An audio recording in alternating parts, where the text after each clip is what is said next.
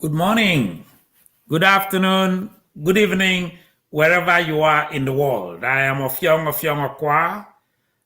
This is our second broadcast of Ibom People's Republic Radio, Ibom People's Republic Organization Radio. Happy to have you as always. As you can see here from the screen, Blinken goes to Abuja. Anthony Blinken, the U.S. Secretary of State, is paying a visit to Abuja. In fact, in the press release by the U.S. State Department, it says that he's going on a visit. Is this staid type of press release that says very little but means a lot? It says that the U.S. Secretary of State will be visiting Nigeria. He will be visiting Nigeria to talk to President Muhammadu Buhari, Vice President Yemi Osinbajo, and Foreign Minister Geoffrey Onyama to have discussions on the country's democracy. Why have discussions on the country's democracy? Nobody travels to France to have discussions on the country's democracy. Blinken is not going to Rwanda or Botswana to have discussions. He's coming to Nigeria. Nigerian democracy, we call it democracy. It is actually not a liberal democracy. It is an illiberal democracy. It is actually an emerging ethno-fascist state. That's what is actually happening. So I think in a very nice way, this man, the U.S. Secretary of State Blinken, is traveling to Nigeria for this. This is on the heel of a U.S. non-profit group, GATE, which submitted a 26-page petition to the U.S. government on state-sponsored terrorism. In this document, this reputable organization, in fact, to show you how reputable it is, the Nigerian government this morning has responded to this.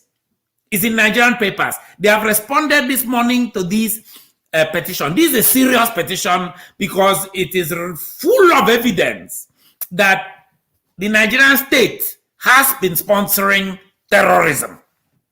Okay?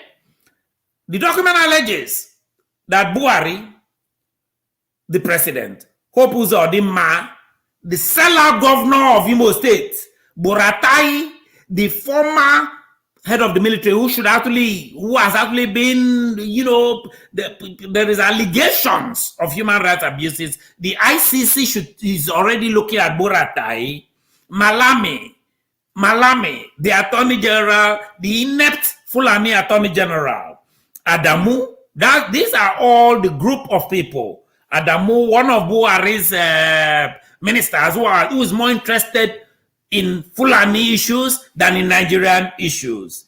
Bichi, El-Rufai, the garrulous governor of Kaduna State, who has been accused of enabling the killing of Christians in southern Kaduna. Lai Mohammed, some dub him Liar Mohammed, for example. He lies a lot about stuff that is visible to everybody. In fact, one of his last lies was that the Nigeria never banned Twitter. I don't even want to go into that clownish thing. Today is for very, very serious matters. Now, I will just give a couple of quotes from this document. I have read this document well. In fact, as I said, the Nigerian document recommended to you this morning. From all available indices, what is happening in Nigeria is state-sponsored terrorism, unquote. It chronicles numerous terrorist activities that establishes the culpability of the Nigerian government and our officials. For example, it alleges that they provide funds to terrorists. That is true. They actually provide funds to terrorists through Sheikh Gumi, an Islamic extremist who organizes a group of people, terrorists that he calls bandits, gets them to kidnap a few willing people, come back and collect billions from the Nigerian treasury. And this goes back into the coffers of Islamic ISWAP, West African Islamists. It accuses the Nigerian government of providing material support, including weapons and equipment, to terrorists. Every Nigerian knows about this by just watching their television. You see them with AK-47s. Only Fulanis are allowed to trot around the country with AK-47, killing farmers, calling themselves headsmen, but they are actually killing farmers. In fact, the Akwa Ibom State Governor expelled them from Akwa Ibom. Because if not, we would have been there to defend our people. We have a right to defend our own people. They've succeeded in killing people in the Middle East and doing a lot and getting away with it. In fact, it says, finally, it actively and expressly encourages and incites terrorist activities. This is an accusation, direct accusation against Buhari. It further alleges that the Nigerian government uses prosecutorial protection for terrorists. It protects terrorists by directly engaging in acts of terrorism and extrajudicial killing. It uses the Nigerian police and other security agencies. An example of extrajudicial use is the one the Fulani Attorney General, I call him Fulani Attorney General because he has nothing to do with Nigeria now. His only job is protecting West African Fulanis who are coming in droves into Nigeria. He actually had some people, former members of the military, and some present members raid the house of Mary Odile, the justice, one of the Supreme Court justices who is slated to be the next chief judge. He raided her house and denied it. The Attorney General, and he turns around and said, I don't know anything about it. Well, the case is in court. And already, the main organizer of that, a former soldier in Nigeria, has said, look, Malami sponsored us. And they're going back and forth on this. You might wonder, why is that a big deal? Well, Odile is an Igbo. And you know, Buhari hates Igbos. Malami hates Igbos. Let us tell the truth. At the time of talking around things is over. It's time to tell the truth about what is going on in Nigeria. In fact, this petition, in addition, accused El Rufai of Kaduna, whom I said has been accused of killing Christians in southern Kaduna. Buratai, we mentioned Yusuf Magajibichi, Director General of DSS, another Fulani. As you can see, this is all Fulani. This is a country of 200 million with many, many ethnic groups. All these names are almost all with Fulani names. They run everything. Abubakar Malami, Adamu, Mohammed Adamu.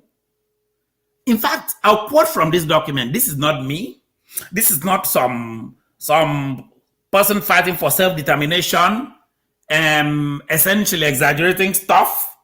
It says, it accuses Buhari of executing a global jihadist agenda. Global jihadist agenda that is comparable, if not more insidious, than the Taliban of Afghanistan, urging the US government to kickstart the statutory process and legal instruments of holding Nigerian government officials accountable for the high crimes of sponsoring international terrorism.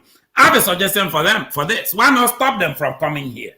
You will regularly see these names mentioned here show up in US educational institutions, dressed up in suits, throw away their jihadist uniform. They come here and they say, oh, my beautiful daughter.